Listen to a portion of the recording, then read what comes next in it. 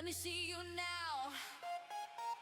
Friday night, city's loud. Every street's a dancing crowd. No invitation, no disguise. Just bring 1680년 겨울, 조선 제19대 왕 숙종의 침전에는 긴박한 공기가 감돌았다. 신하들의 상소가 빗발치듯 쏟아졌고 그 내용은 한결같았다. 전하, 특정 여인에게 빠져 국정을 돌보지 않으시니 이는 나라를 위태롭게 하는 일입니다.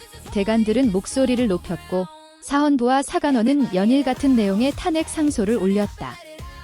문제의 여인은 궁녀 장옥정, 훗날 장희빈으로 불리게 될 그녀였다. 숙종은 이미 왕비 인현왕후가 있었지만 젊은 군주의 마음은 어느새 한 궁녀에게 기울어 있었다.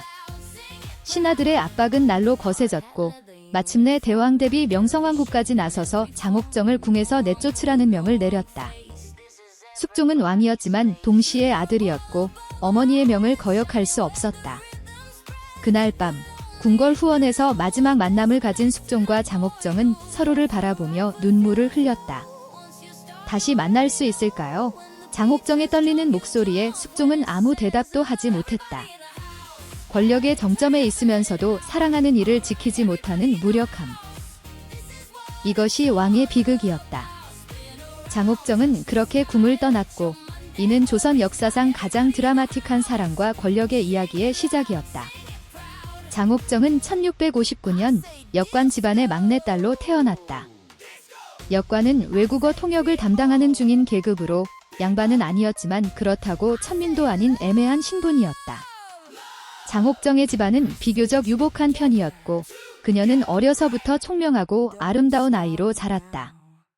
하지만 운명은 언제나 예측할 수 없는 법. 장옥정이 15살이 되던 해 가장이었던 아버지가 갑자기 세상을 떠났다. 역관 집안의 수입원이 끊기자 가족들은 급격히 궁핍해졌다. 어머니와 오빠들은 생계를 꾸려가기 위해 고군분투했지만 여자로서 할 수 있는 일은 많지 않았다. 결국 장옥정은 중대한 결심을 했다. 궁녀가 되기로 한 것이다. 궁녀는 평생 결혼할 수 없다는 제약이 있었지만 안정적인 의식주가 보장되었고 가족들에게 경제적 도움을 줄 수 있었다. 1675년 16살의 장옥정은 궁궐 대문을 넘어섰다. 높은 궁궐 담장 안으로 들어서는 순간 그녀는 자신의 삶이 완전히 바뀔 것임을 알지 못했다. 수백 명의 궁녀들 사이에서 장옥정은 평범하게 생활했다. 하지만 그녀의 뛰어난 외모와 총명함은 감춰지지 않았고 점차 주변의 주목을 받기 시작했다. 1680년 겨울 21살의 젊은 왕 숙종은 우연히 궁궐 후원을 거닐다가 한 궁녀와 마주쳤다. 눈이 내리는 겨울날 하얀 눈송이가 내려앉은 궁녀의 모습은 마치 한 폭의 그림 같았다.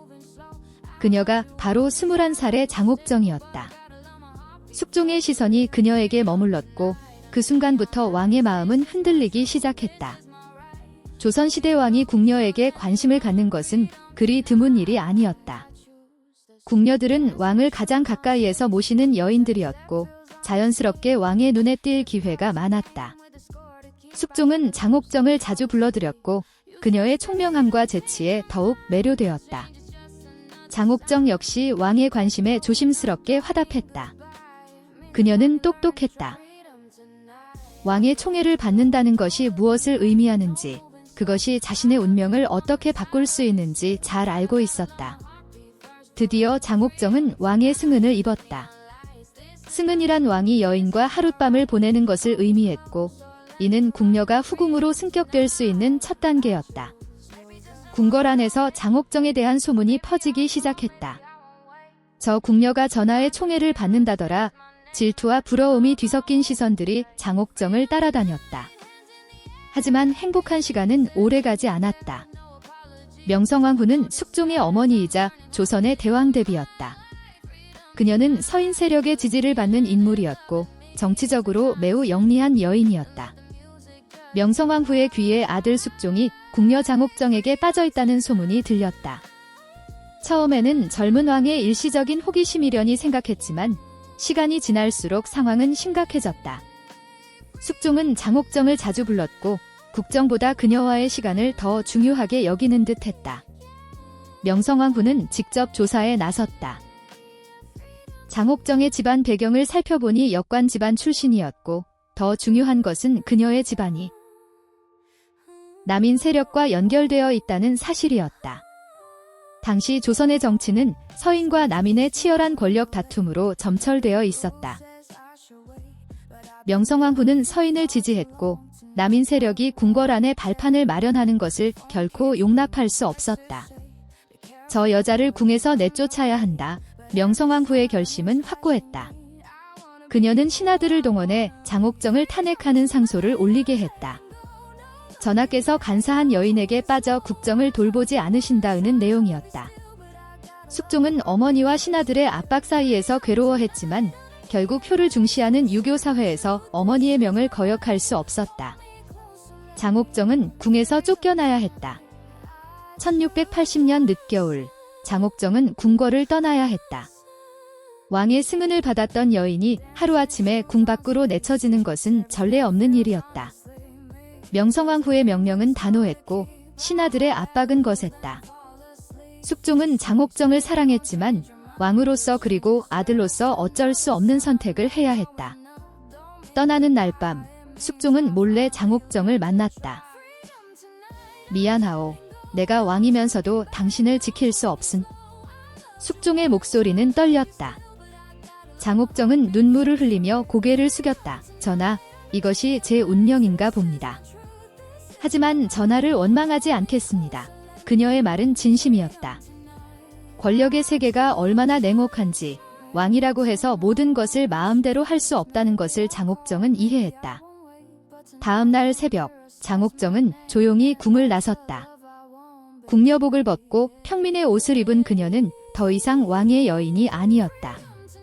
궁 밖 세상은 낯설었다. 5년 동안 궁궐 담장 안에서만 살았던 그녀에게 바깥 세상은 너무나 넓고 두려웠다. 가족들은 그녀를 반갑게 맞이했지만 모두의 눈빛에는 안타까움이 가득했다. 장옥정은 작은 방에 앉아 밤하늘의 별을 바라보았다. 전하, 저를 잊지 마세요. 그녀의 마음속 기도는 별빛처럼 희미했다.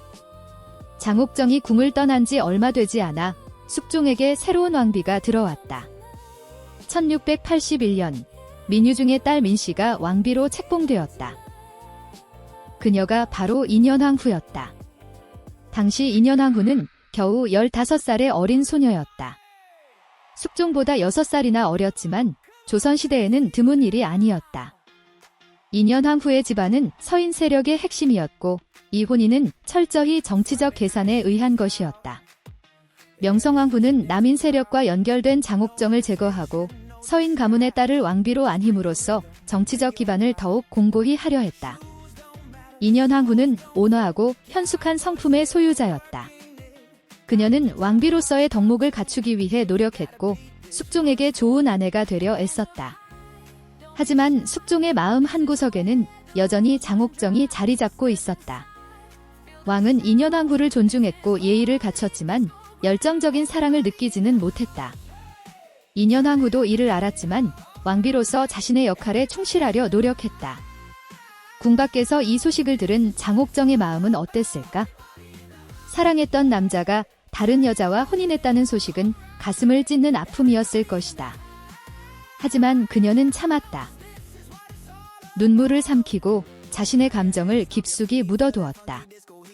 언젠가 다시 기회가 올 것이다. 장옥정은 그렇게 믿으며 하루하루를 견뎌냈다. 그리고 그 기회는 정말로 찾아왔다. 1686년 놀라운 일이 벌어졌다. 인현왕후가 직접 장옥정을 궁으로 불러들인 것이다. 5년 만의 일이었다. 왜 왕비가 한때 남편의 총애를 받았던 여인을 다시 궁으로 부른 것일까? 여기에는 여러 이유가 있었다. 첫째, 숙종이 여전히 장옥정을 잊지 못하고 있다는 것을 인현왕후가 알았기 때문이다. 왕은 술에 취하면 종종 장옥정의 이름을 불렀고 그녀를 그리워하는 기색이 역력했다. 인현왕후는 현명한 여인이었다. 왕의 마음을 억지로 붙잡아두는 것보다 차라리 그 여인을 궁으로 불러들여 왕의 마음을 풀어주는 것이 더 현명하다고 판단했다. 둘째, 왕비로서의 덕목을 보여주기 위함이었다. 유교 사회에서 왕비는 관대하고 포용력 있는 모습을 보여야 했다. 한때 왕의 총애를 받았던 여인을 다시 받아들임으로써 인현왕후는 자신의 아량을 과시할 수 있었다. 장옥정이 궁으로 돌아온 날, 숙종은 그녀를 보자마자 눈물을 흘렸다. 다시 만날 수 있을 줄 몰랐소. 5년의 세월이 흘렀지만 두 사람의 마음은 변하지 않았다. 오히려 헤어져 있던 시간이 그리움을 더욱 깊게 만들었다. 장옥정은 다시 궁녀가 아니라 숙종의 후궁 후보로 궁에 들어왔다. 그녀의 두 번째 궁궐 생활이 시작되었고, 이번에는 첫 번째보다 훨씬 더 극적인 운명이 그녀를 기다리고 있었다. 궁으로 돌아온 장옥정에 대한 숙종의 총애는 이전보다 1688년, 장옥정은 마침내 정의품 희빈으로 책봉되었다. 이때부터 그녀는 장희빈으로 불리게 되었다. 희빈은 후궁 중에서도 최고 등급에 속하는 품계였다. 왕비 다음으로 높은 지위였다. 후궁 책봉과 함께 장희빈에게는 엄청난 재산이 주어졌다. 노비 100명, 넓은 처소, 풍족한 녹봉 등 왕실의 일원으로서 누릴 수 있는 모든 것이 그녀의 것이 되었다. 한때 생계를 걱정하며 궁녀가 되었던 역관의 딸이 이제는 조선 최고 권력자의 총애를 받는 후궁이 된 것이다. 궁궐 안팎에서는 장희빈의 급격한 상승에 대한 이야기로 떠들썩했다. 저 여인은 도대체 무슨 재주가 있기에 전하의 마음을 그토록 사로잡았을까? 사람들은 수군거렸지만 숙종의 총애 앞에서는 아무도 감히 나서지 못했다. 1688년 10월, 궁궐에 경사가 났다. 장희빈이 아들을 낳은 것이다. 이 아이는 훗날 조선의 제20대 왕이 되는 경종이었다. 당시 숙종과 인현왕후 사이에는 아들이 없었다. 인현왕후는 여러 번 임신했지만 번번이 유산하거나 딸을 낳았다. 조선시대의 왕의 아들, 특히 장자는 매우 중요한 의미를 가졌다. 왕위 계승의 핵심이었기 때문이다. 장희빈이 아들을 낳자 그녀의 지위는 더욱 공고해졌다. 숙종은 기뻐하며 아들을 품에 안았다. 내 아들이다. 내 첫아들, 왕의 환희는 대단했다. 장희빈은 이제 단순히 왕의 총애를 받는 후궁이 아니라 왕자의 어머니라는 절대적인 지위를 얻었다. 조선시대 후궁의 권력은 왕의 총애와 아들의 존재에서 나왔다. 총애는 변할 수 있지만 아들은 영원한 연결고리였다. 장희빈은 이를 잘 알고 있었고 아들의 탄생으로 자신의 위치가 얼마나 강화되었는지 정확히 이해했다. 인현왕후는 깊은 상실감을 느꼈다. 왕비로서 아들을 낳지 못한 것은 큰 실패였다. 더욱이 후궁이 왕자를 낳았다는 사실은 왕비의 권위에 직접적인 타격이었다. 궁궐 안의 권력 구도가 미묘하게 변화하기 시작했다. 장희빈의 영향력은 날로 커졌고 남인 세력은 이 기회를 놓치지 않았다. 그들은 장희빈과 그녀의 아들을 중심으로 정치적 입지를 강화하기 시작했다. 1689년 장희빈의 어머니가 궁궐 안에서 큰 사건을 일으켰다.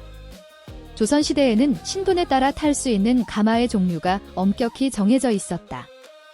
왕족과 고위 관료만이 옥교라는 화려한 가마를 탈 수 있었고 일반인이 이를 타는 것은 엄중한 법도 위반이었다. 그런데 장희빈의 어머니 윤씨가 옥교를 타고 궁궐 안을 돌아다닌 것이다. 게다가 다른 후궁의 처소에까지 함부로 출입하며 위세를 부렸다. 이는 명백한 법도 위반이자 다른 후궁들과 왕실 가족들에 대한 모욕이었다. 신하들은 즉각 이 문제를 제기했다. 장희빈의 어머니가 분수를 넘었습니다. 엄벌해야 합니다. 하지만 숙종의 반응은 의외였다. 왕은 장희빈의 어머니를 벌하는 대신 이 사건을 보고한 관리들과 문제를 제기한 신하들을 오히려 처벌했다. 감히 왕자의 외할머니를 모욕하느냐? 숙종의 분노는 대단했다. 그는 관련자들을 파직시키고 일부는 귀양을 보냈다. 이 사건은 당시 장희빈이 얼마나 큰 권력을 가지고 있었는지를 보여주는 상징적인 사례였다. 왕은 장희빈과 그녀의 가족을 철저히 보호했고 누구도 감히 그들을 건드릴 수 없었다. 장희빈의 집안은 하루아침에 권세가로 변했다. 역관 집안 출신의 중인이었던 그들은 이제 왕자의 외가로서 막강한 영향력을 행사했다. 하지만 이러한 권력의 급격한 상승은 동시에 많은 적을 만들고 있었다. 1689년 숙종은 중대한 결정을 내렸다. 장희빈의 아들을 원자로 책봉하겠다고 선언한 것이다. 원자란 왕세자가 되기 전 단계로 사실상 차기 왕위 계승자로 지정하는 것을 의미했다. 이 결정은 조정에 엄청난 파장을 일으켰다. 서인 신하들은 강력하게 반발했다. 전하, 원자 책봉은 신중해야 합니다. 중전마마께서 아직 젊으시니 왕자를 낳으실 수 있습니다. 후궁의 아들을 서둘러 원자로 책봉하는 것은 중전마마에 대한 예의가 아닙니다. 송시열을 비롯한 서인의 노론 지도자들은 연일 상소를 올렸다. 그들의 주장에는 정치적 계산이 깔려 있었다. 인현왕후는 서인의 딸이었고 만약 그녀가 아들을 낳는다면 서인 세력의 지위가 확고해질 것이었다. 반대로 장희빈의 아들이 원자가 되면 남인 세력이 득세하게 될 것이 분명했다. 반면 남인 신하들은 원자 책봉을 적극 지지했다. 이미 태어난 왕자가 있는데 무엇을 더 기다리십니까? 국가의 안정을 위해서라도 빨리 원자를 정해야 합니다. 궁궐은 서인과 남인의 치열한 정치 싸움터가 되었다. 인현왕후는 이 모든 상황을 조용히 지켜보았다. 그녀의 마음은 복잡했다. 왕비로서 아들을 낳지 못한 자신에 대한 자책, 후궁의 아들이 원자가 되는 것에 대한 굴욕, 그리고 정치적 소용돌이 속에서 느끼는 무력감. 하지만 숙종의 결심은 확고했다. 결국 1689년 5월 장희빈의 아들은 원자로 책봉되었다. 원자 책봉 이후 더욱 놀라운 일이 벌어졌다. 1689년 숙종은 인현왕후를 폐위시키고 장희빈을 새로운 왕비로 책봉한다고 선언했다. 조선 왕조 역사상 전무후무한 사건이었다. 궁녀 출신이 중전, 즉 왕비가 된 것은 처음 있는 일이었다. 인현왕후 폐위의 명분은 질투였다. 왕비가 후궁을 질투하고 왕자 탄생을 기뻐하지 않았다는 것이었다. 하지만 이는 표면적 이유일 뿐 실제로는 복잡한 정치적 계산이 작용했다. 당시 정치 상황은 남인이 득세하고 서인이 밀려나는 이른바 기사환국의 시기였다. 숙종은 서인 세력을 견제하기 위해 남인을 지지했고 그 과정에서 서인의 상징인 인현왕후를 폐위시킨 것이었다. 인현왕후는 왕비의 지위를 박탈당하고 폐비가 되어 궁을 떠나야 했다. 왕비의 상징인 옥보, 도장, 와 교명, 광비 임명장은 거두어졌고 그녀는 서인의 집으로 쫓겨났다. 한편 장희빈은 중전의 자리에 올랐다.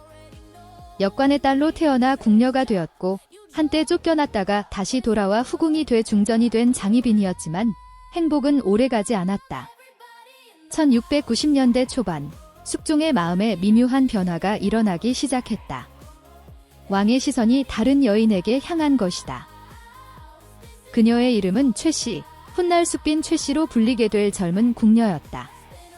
최씨는 장희빈보다 10살 이상 어렸고 온화하고 조용한 성품의 소유자였다. 숙종은 점차 최씨에게 관심을 보이기 시작했고 그녀를 자주 불러들였다. 장희빈은 이 상황을 예민하게 감지했다. 한때 자신도 궁녀로서 왕의 총애를 받았던 만큼 왕의 마음이 얼마나 쉽게 변할 수 있는지 잘 알고 있었다. 불안감이 엄습했다. 장희빈은 왕의 사랑을 되찾기 위해 노력했지만 이미 식어버린 열정을 되살리기는 쉽지 않았다. 숙종은 장희빈을 존중했지만 예전과 같은 뜨거운 사랑은 느끼지 못했다. 오히려 장희빈의 권력욕과 정치적 야심이 부담스럽게 느껴지기 시작했다. 1693년 최씨는 왕자를 낳았다. 이 아이가 훗날 조선의 제21대 왕이 되는 영조였다. 장희빈에게는 또 다른 경쟁자가 생긴 셈이었다. 자신의 아들 경종과 최씨의 아들 영조, 두 왕자는 훗날 왕위 계승을 둘러싼 치열한 갈등의 중심이 될 것이었다. 궁궐 안의 분위기는 점점 더 긴장감으로 가득 찼다. 장희빈은 중전의 자리에 있었지만 왕의 사랑을 잃어가고 있었고 새로운 경쟁자가 등장했다. 권력의 정점에서 그녀는 오히려 더 큰 불안을 느껴야 했다. 1694년 조선 정치에 또다시 큰 변화가 일어났다. 이른바 갑술환국이었다. 환국이란 집권 세력이 바뀌는 것을 의미했는데 이번에는 남인이 몰락하고 서인이 다시 집권하는 상황이었다. 숙종의 정치적 성향이 변한 것이다. 왕은 한 세력이 너무 오래 권력을 독점하면 부패하고 횡포를 부린다고 판단했다. 5년간 집권한 남인 세력은 점차 오만해졌고 일부는 왕권을 위협할 정도로 권력을 남용했다. 숙종은 이를 견제하기 위해 다시 서인을 불러들였다. 남인 신하들은 대거 파직되거나 귀양을 갔고 일부는 사형을 당했다. 정치적 환국의 바람이 거세게 불었다. 이 변화는 장희빈에게 치명적이었다.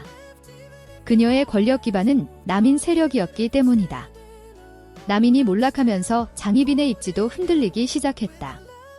반면 서인 세력은 패비가 된 인현왕후의 복위를 주장하기 시작했다.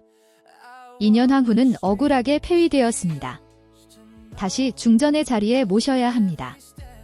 서인 신하들의 목소리는 점점 커졌다. 숙종도 인현왕후 폐위가 지나친 결정이었다는 것을 인정하기 시작했다. 당시 그의 결정에는 정치적 계산이 컸고 이제 정치 상황이 바뀌었으니 인현왕후를 복위시키는 것도 가능했다. 장희빈은 불안에 떨었다. 중전의 자리를 빼앗길지도 모른다는 두려움이 엄습했다. 그녀는 숙종에게 애원했지만 이미 왕의 마음은 돌아서 있었다. 정치의 바람은 냉혹했고 한때 권력의 정점에 있던 장희빈은 추락의 위기를 맞이하고 있었다. 1694년 10월 충격적인 발표가 있었다. 숙종이 인현왕후의 복위를 선언한 것이다. 5년 만에 패비가 다시 왕비로 돌아오는 전례 없는 사건이었다. 인현왕후는 눈물을 흘리며 다시 궁궐로 들어왔다. 서인 신하들은 환호했고 백성들도 대체로 이 결정을 환영했다. 인현왕후는 덕이 높고 현숙한 왕비로 알려져 있었기 때문이다. 반면 장희빈은 중전의 자리에서 다시 후궁으로 강등되었다. 그것도 그냥 후궁이 아니라 희빈이라는 풍계로 격화되었다. 왕비의 상징물들은 모두 거두어졌고 중전으로서 누렸던 모든 권한이 박탈되었다. 숙종은 한 걸음 더 나아가 극단적인 명령을 내렸다. 장희빈이 중전으로 있을 때 사용했던 옥보, 황비도장와 왕비의 가마를 불태우라는 것이었다. 이는 단순한 강등이 아니라 공개적인 모욕이었다. 장희빈이 왕비였던 시절 자체를 지워버리려는 의도였다. 옥보와 가마가 불타는 모습을 보며 장희빈은 굴욕감에 몸을 떨었다. 겨우 5년 전 자신은 조선의 왕비였다. 궁녀 출신으로서 최고의 자리에 올랐던 그 영광이 이제는 재가 되어 사라지고 있었다. 더욱 가슴 아픈 것은 아들의 처지였다. 원자였던 그녀의 아들도 이제는 애매한 위치가 되었다. 인현왕후가 만약 아들을 낳는다면 장희빈 아들의 왕세자 지위도 위태로울 수 있었다. 모든 것이 무너지는 순간이었다. 후궁으로 강등된 장희빈의 삶은 고통의 연속이었다. 한때 중전으로서 누렸던 권위와 존경은 사라졌고 궁궐 안에서 그녀를 대하는 사람들의 태도도 완전히 달라졌다. 과거에는 고개를 숙이고 공손하게 대했던 궁녀들조차 이제는 건성으로 예를 표했다. 가장 참기 힘든 것은 인현왕후의 존재였다. 자신이 쫓아냈던 여인이 다시 중전으로 돌아와 궁궐을 지배하고 있었다. 인현왕후는 관대했다. 그녀는 장희빈에게 직접적인 해를 가하지 않았고 오히려 예의를 갖춰 대했다. 하지만 이러한 관대함이 장희빈에게는 오히려 더 큰 모욕으로 느껴졌다. 저 여자가 나를 불쌍히 여기고 있어 장희빈의 마음속에는 분노와 원망이 쌓여갔다. 밤마다 그녀는 잠을 이루지 못했다. 과거의 영광이 주마등처럼 스쳐 지나갔다. 궁녀에서 후궁으로, 후궁에서 중전으로 올랐던 그 찬란했던 시절. 하지만 이제는 모든 것이 물거품이 되었다. 장희빈은 숙종에게 여러 번 탄원했다. 전하, 제가 무엇을 잘못했습니까? 전하께서 저를 중전으로 삼으셨는데 왜 이제 와서 패하십니까? 하지만 숙종은 냉담했다. 정치가 변했소. 나도 어쩔 수 없소. 왕의 대답은 간단했지만 그 안에는 권력의 냉혹한 현실이 담겨 있었다. 장희빈은 점차 변해갔다. 온화했던 표정은 사라지고 눈빛에는 원망과 증오가 어렸다. 그녀의 마음속 깊은 곳에서는 복수의 씨앗이 싹트고 있었다. 1701년 궁궐에 충격적인 소문이 퍼졌다. 장희빈이 인현왕후를 저주했다는 것이었다. 이 사건을 고발한 사람은 다름 아닌 숙빈 최 씨였다. 최 씨의 궁녀가 우연히 장희빈의 처소 근처에서 이상한 광경을 목격했다고 했다. 인현왕후의 초상화에 화살을 꽂고 주술을 거는 무당의 모습을 보았다는 것이다. 숙종은 즉각 조사를 명령했다. 장희빈의 처소를 뒤진 결과 실제로 인현왕후를 저주하는 물건들이 발견되었다. 인형에 바늘을 꽂은 것, 인현왕후의 이름이 적힌 부적, 그리고 각종 주술 도구들이었다. 증거는 명백했다. 장희빈은 체포되어 신문을 받았다. 이것이 사실이오. 숙종의 목소리는 차갑게 가라앉아 있었다. 장희빈은 처음에는 부인했지만 고문 앞에서 결국 자백했다. 저주한 것은 맞습니다. 하지만 저도 어쩔 수 없었습니다. 그 여자가 제 자리를 빼앗았습니다. 그녀의 목소리는 원망과 절망으로 가득했다. 왕비를 저주하는 것은 조선시대 최고의 중죄 중 하나였다. 그것도 단순한 왕비가 아니라 현재 중전인 인현왕후를 저주했다는 것은 용서받을 수 없는 죄였다. 조정은 발칵 뒤집혔다. 서인 신하들은 장희빈을 극형에 처해야 한다고 주장했다. 왕비를 저주한 역적을 살려둘 수 없습니다. 한편 남인 신하들은 장희빈을 변호하려 했지만 이미 정치적 힘을 잃은 상태에서 목소리를 낼 수 없었다. 장희빈의 운명은 끝을 향해 가고 있었다. 1701년 숙종은 최종 결정을 내렸다. 장희빈에게 사약을 내리는 것이었다. 왕비를 저주한 죄, 궁궐의 질서를 어지럽힌 죄, 그리고 왕실의 권위를 훼손한 죄, 여러 명분이 있었지만 실제로는 정치적 결정이었다. 장희빈의 처소에 사약을 가져온 관리는 떨리는 손으로 잔을 내밀었다. 43세의 장희빈은 사약을 받아들고 한참을 바라보았다. 그녀의 인생이 주마등처럼 지나갔다. 역관 집안의 딸로 태어나 아버지를 잃고 궁녀가 되었던 16살 요왕의 총애를 받으며 사랑에 빠졌던 21살이 쫓겨났다가 다시 돌아와 후궁이 되었던 27살 아들을 낳고 중전이 되었던 30살, 그리고 지금 모든 것을 잃고 사약을 받는 43살. 제 죄를 인정합니다. 하지만 제 아들만은 보호해 주십시오. 마지막 순간 어머니로서의 간청이었다. 장희빈은 사약을 마셨다. 독이 온몸으로 퍼지면서 그녀는 천천히 고개를 떨구었다. 조선 역사상 가장 드라마틱한 삶을 살았던 여인의 최후였다. 숙종은 장희빈의 죽음 이후 특별한 명령을 내렸다. 앞으로 한번 폐위된 후궁은 절대 다시 복위시킬 수 없다. 이는 사실상 장희빈 같은 사례가 다시는 일어나지 않도록 하는 특별법이었다. 장희빈의 시신은 조용히 궁 밖으로 옮겨져 묻혔다. 화려했던 그녀의 일생은 쓸쓸하게 막을 내렸다. 1720년 숙종이 세상을 떠났다. 장희빈의 아들 경종이 조선의 제20대 왕으로 즉위했다. 어머니가 사약을 받고 죽은 지 19년 만의 일이었다. 경종은 어머니 장희빈의 명예를 회복시키고 싶었다. 그러나 그것은 쉬운 일이 아니었다. 조정은 여전히 서인 세력이 장악하고 있었고 그들은 장희빈을 적적으로 규정하고 있었다. 경종이 어머니의 명예 회복을 시도할 때마다 신하들은 강력히 반대했다. 전하, 희빈 장씨는 중전을 저주한 역적입니다. 그녀의 명예를 회복하는 것은 역사를 왜곡하는 것입니다. 더 큰 문제는 왕위 계승이었다. 경종은 건강이 좋지 않았고 후사가 없었다. 자연스럽게 이복 동생인 영조, 숙빈 최 씨의 아들 가 왕세제로 책봉되었다. 경종과 영조의 관계는 복잡했다. 두 사람의 어머니 장희빈과 숙빈 최 씨는 생전에 치열한 경쟁 관계였다. 그 갈등이 아들 세대로 이어진 것이었다. 노론 세력은 영조를 지지했고 소론 세력은 경종을 지지했다. 궁궐은 다시 정치적 긴장감으로 가득 찼다.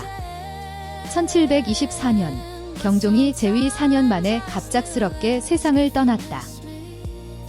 싸이는 병사로 기록되었지만 독살설이 끊이지 않았다.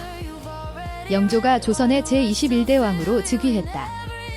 장희빈과 숙빈 최씨의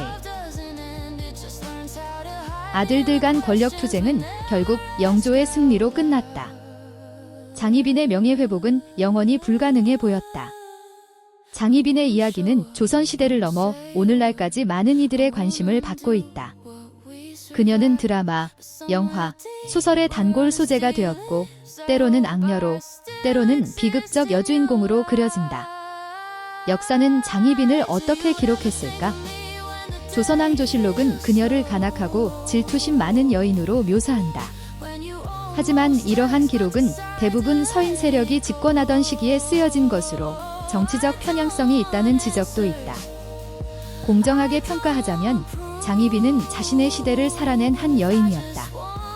역관 집안의 딸로 태어나 생계를 위해 궁녀가 되었고 왕의 사랑을 받아 후궁이 되었으며 정치적 격변 속에서 중전까지 올랐다가 비극적으로 생을 마감했다. 그녀의 이야기는 여러 교훈을 준다. 첫째, 권력은 영원하지 않다.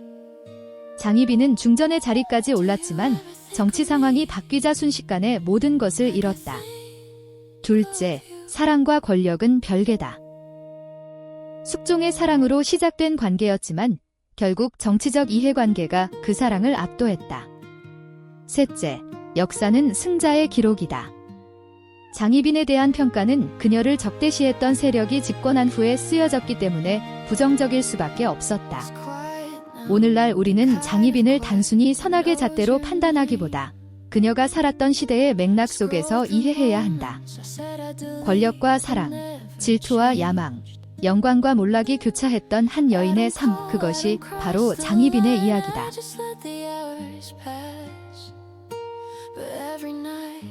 Feels like it's asking about